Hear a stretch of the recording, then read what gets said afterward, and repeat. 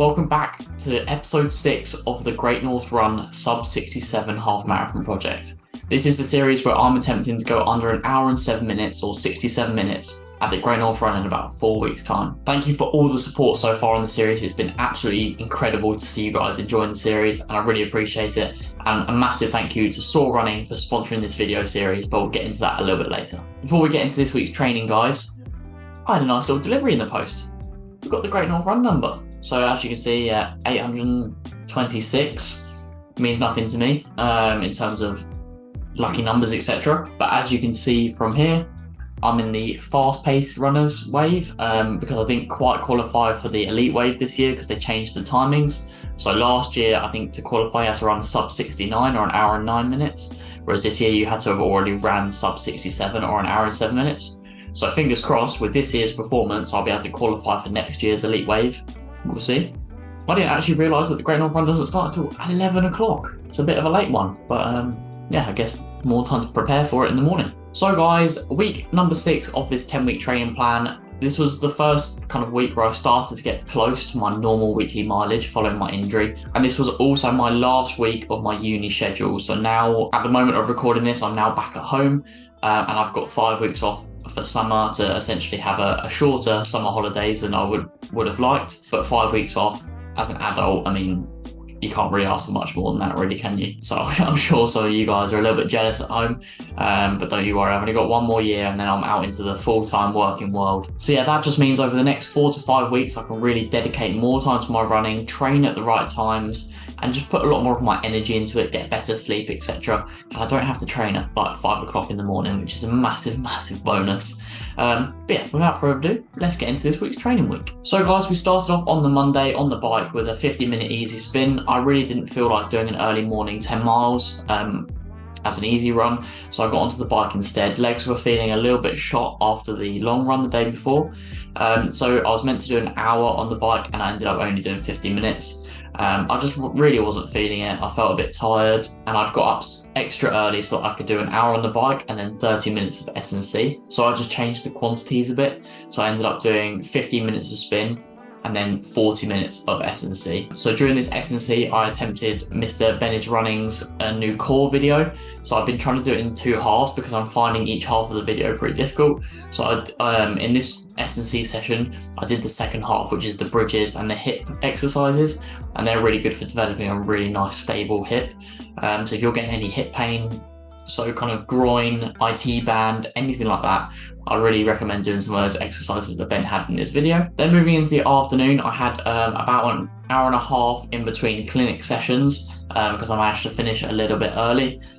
So I headed out for 10 steezy miles around Maidstone. And yeah, it was a bit of a warm one that day. I don't know, it was kind of like a random heat wave for some reason. So yeah, as you can see there, I finished it off with an ice cold Pepsi Max and a mint chocolate protein bar, which I've been really, really enjoying. And as you can see from the pace, it was a little bit faster than an easy run. And also with that much elevation, I was working a little bit harder than potentially should have at some points for this run because I was feeling a little bit tired in the legs. I did put on a carbon plated shoe, the New Balance SC Elite V3. It's a really nice, soft, carbon plated option. If you want something that's really bouncy and soft and rather than something super responsive, then it's definitely a really good option for you. So it's probably a nice one to do like long runs and kind of long tempos in the New Balance SC Elite V3. And yeah, overall was happy to get that done. It was one of those runs I wasn't really looking forward to it massively, just because of how tired I felt, but we got it done and that's what it's all about, right? Love the pain, get through those runs because you just feel so much better at the end of them. Moving on to the Tuesday, I got up nice and early to do 60 minutes on the bike. I actually did manage to do the full 60 minutes this time, but as I've mentioned in previous episodes, I just really like to get up and do something early in the morning. It makes me feel productive and ready for the day and motivates me to kind of keep the rest of the day in check, you know, make sure I'm eating properly, stretching, and then getting ready for the session in the evening. I don't know, I feel like mentally for me, having a full good day rather than just a good session really makes me feel a bit more like an athlete, I guess, in a weird way. And then in the evening, I headed down to Tunbridge AC for a grass session. So a lot of Canterbury Endurance were competing at the Tunbridge Open across the 800 metres, 1500 metres, 400 metres even. So I did this session, as I said, with Tunbridge. But the main people I was doing this session with were James Kingston, who's the national cross-country champion, which is, pretty cool, and Stephen Strange. There was other guys there as well, but they were doing an ever so slightly different session. So myself, James, and Stephen, we did 3 times 4 minutes with 60 seconds rest, and then 3 minutes rest in between the sets. And the rest stayed the same the whole way through the session, and then it went down, so 3 by 3 minutes, 3 by 2 minutes, 3 by 1 minute. And overall, I was really happy with the paces because the grass was a little bit wet. I was sliding a little bit all over the place. And just in that kind of windy, wet conditions, it's not always easy to motivate yourself to get the session done. But with those fast boys, like trying to chase down James, for example, unsuccessfully, he was getting quite a big gap on me. It just really helps get the session done, so I'd always encourage you to train with other people wherever possible. I did, however, on this session wear the Vaporfly Next Percent 2s, and I really struggled for grips, and I think this is what maybe led to me having quite bad DOMs the next day, because you're using some of those stabilizing muscles like your IT band, for example, that you wouldn't need to typically use as much on the road or on the grass, especially if it's not like a perfect flat surface. But because it was a little bit slippery, I think I was having to work a little bit harder, and I woke up the next day definitely feeling a bit more of an ache.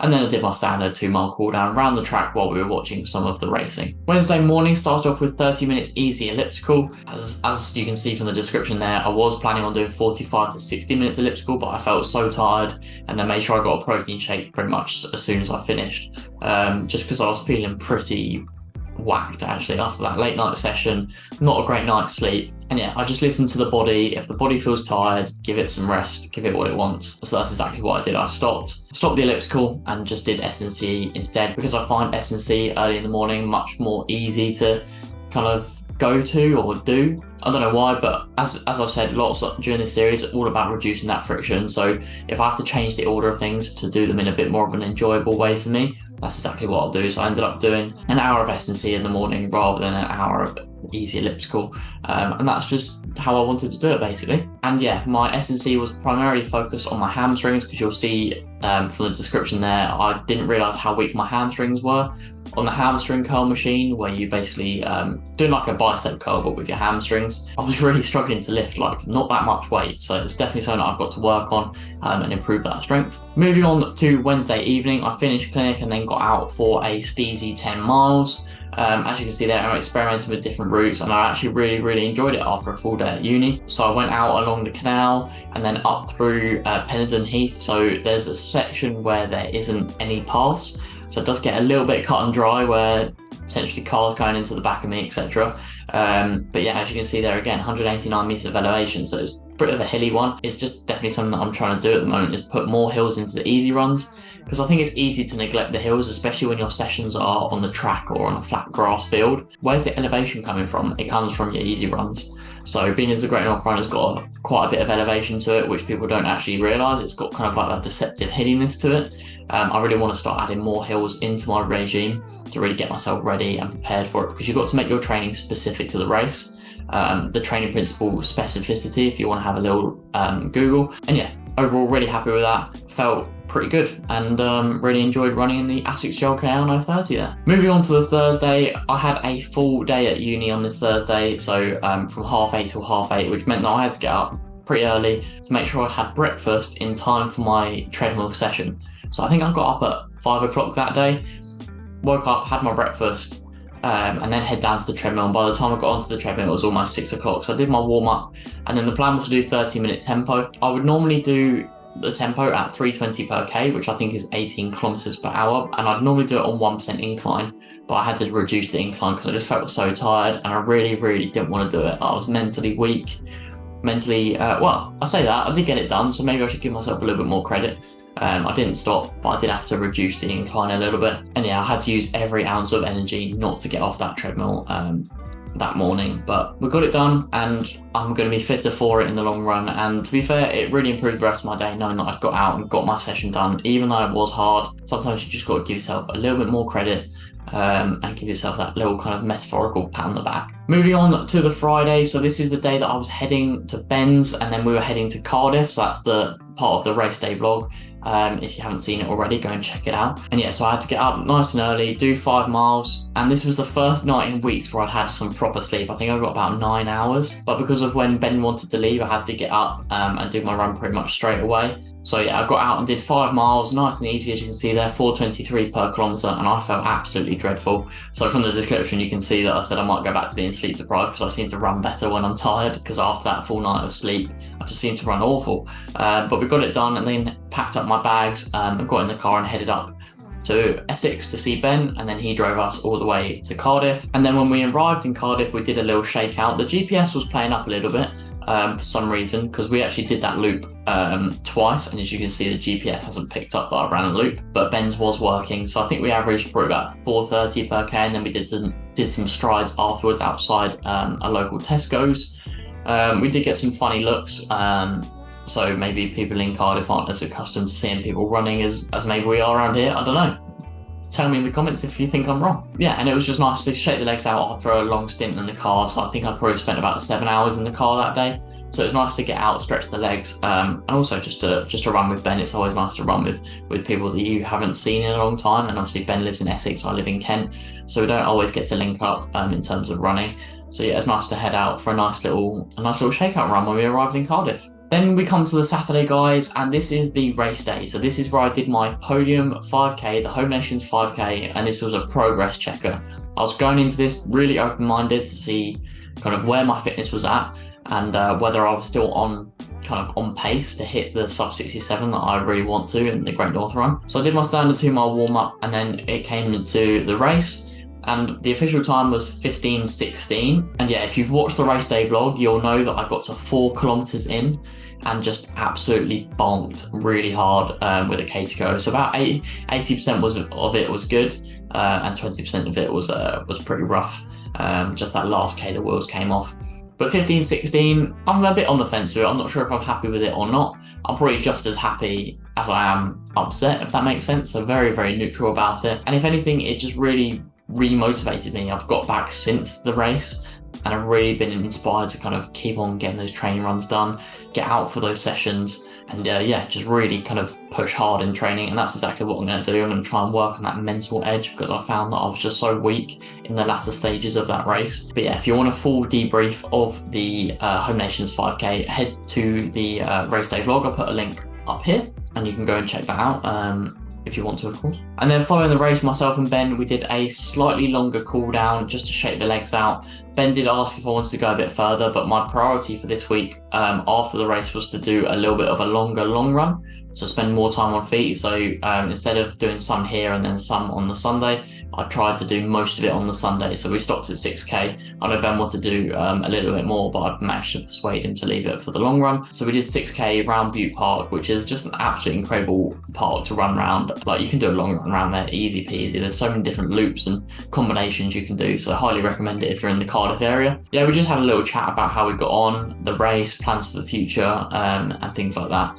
We've got some pizza and then headed back to the Airbnb. And then just to end off this week, guys, we did have to get up slightly earlier than maybe we would have liked to, because we needed to get the long run done and then get showered before we were kicked out of the Airbnb at 10 o'clock. So we did have to leave at 7:40 for this long run, and the plan was to do 16 miles, which Ben kindly obliged. And he essentially paced me around because my legs were absolutely cooked. Ben was absolutely chilling. He found it so easy. You could just tell he was just in a groove. Like, he just found it so comfortable. Whereas I was mentally struggling a little bit. I was tired, didn't want to do it. But yeah, Ben really helped me get that done. So massive thank you to you, Ben. And as you can see there, like, such little elevation because the park is just so pancake flat. But yeah, over almost 26K, I only really got kind of like 2 meters of elevation per kilometer, which is just lovely for a long run. But when you're doing a hilly course such as the Great North Run, maybe ideal to get a few more hills in there in the future. But that wasn't the plan for today. We just needed to get a long run done, and the only place that we knew locally in Cardiff was Butte Park, where we'd done the 5K.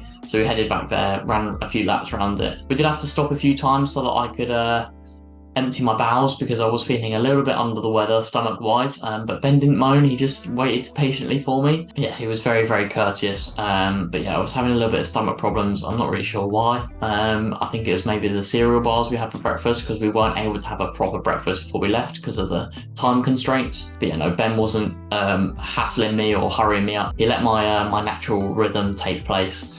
So yeah, again, a massive thank you to Ben. So yeah, that is week 6 of the Great North Run Sub 67 half marathon project.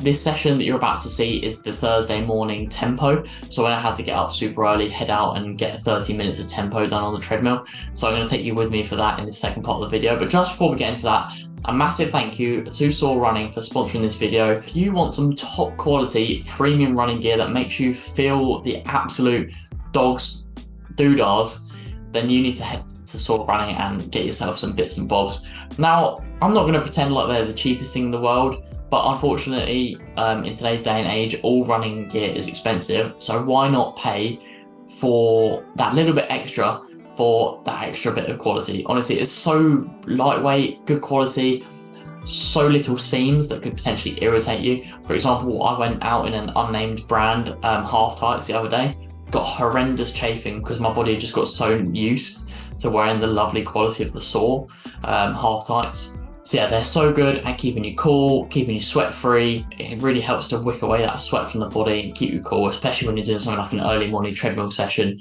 So yeah, a massive thank you to Soar for sponsoring this video.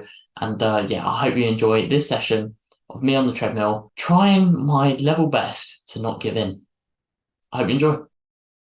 Good morning, guys. I've got to be quiet because it is currently 5 AM. It's time to get up, get some breakfast, and head down to the treadmill for a tempo. So just quickly, you might be wondering, Cole mate, why are you up at 5 o'clock in the morning to do a tempo?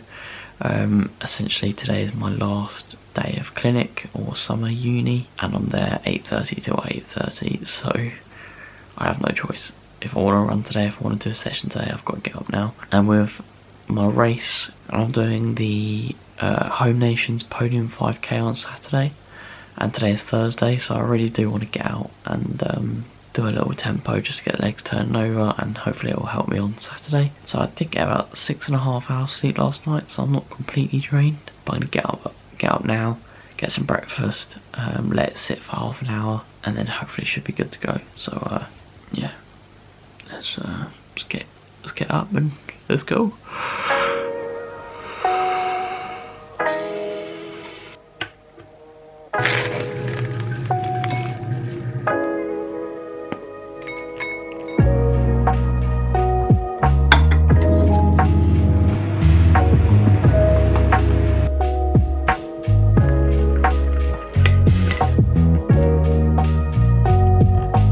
So guys, I'm heading to the gym.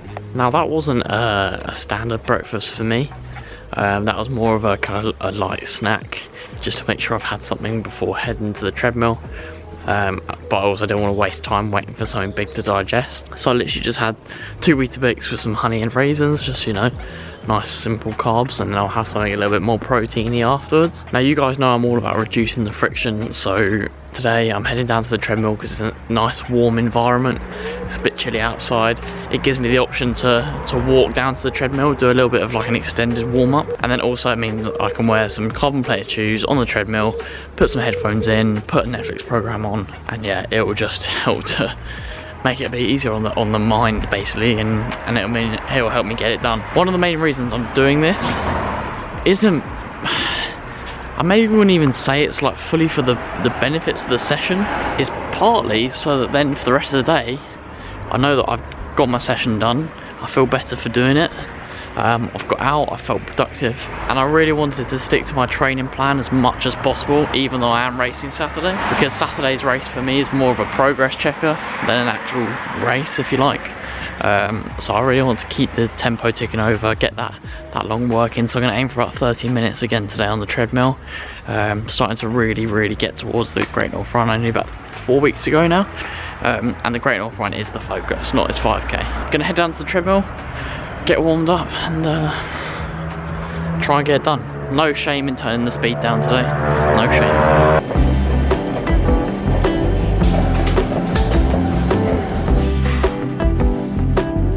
So guys, warm up done. Body feels like absolute tatters, just absolutely broken. I don't know if you guys have ever done like just a really tough session that you felt in your legs for like quite a few days, and you get like DOMS. That's basically me after the Tuesday session at Tunbridge, just half an hour session on that grass. While it was slippery, it's really kind of giving me bad DOMS in the IT bands. So yeah, I've got no shame in turning down the treadmill if it's too quick. but we'll do our best to get it done basically, and try not to get any funny looks while I film myself on the treadmill.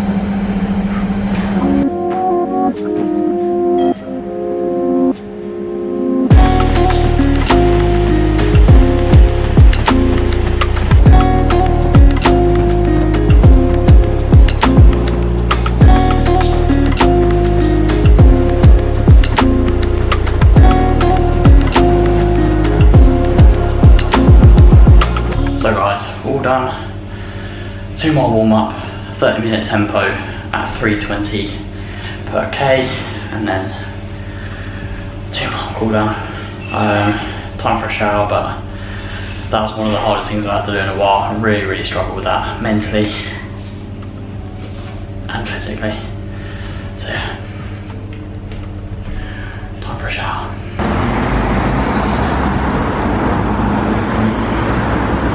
So guys, the sun has come out in Maidstone. What a lovely day. This is just absolutely gorgeous. But that was one of the hardest things I've had to do in a very long time. Just mentally, physically, just wasn't there, wasn't wanting to do it. Had to use every ounce of energy not to get off that treadmill, which I really struggled with today. So yeah, time to head back to the house, get a little bit of second breakfast, protein porridge, or protein Weetabix. Yeah. Try and not fall asleep for the rest of the day. A long day of uni ahead. Let's go. Wow. So guys, I'm back at the house, kind of packing up my stuff, ready to go back home for the summer after clinic at 8:30 p.m. today. So yeah, really looking forward to this weekend. I've got the 5k race on Saturday, as I said. I am going with someone you guys will know very well from the channel, from its own channel. So I don't need to tell you who it is, you already know. Overall, really looking forward to the race. I'm going to tell you a little bit more about it in the actual race video. But yeah, no expectations for this one. I'm just going to go out and enjoy it, see how the fitness is. But before then, I need to rest, recover, sleep. But anyway guys, thanks for tuning in to episode 6 of the Sub 67 Half Marathon Project. I hope you have enjoyed this episode. That was a really tough one. But thank you guys for sticking around with the series. It's really keeping me motivated to to turn up and do sessions like the one I just did, you know. So yeah, without further ado, I'll catch you in the next one. Please like, subscribe, share with your running buddies. Love the pain.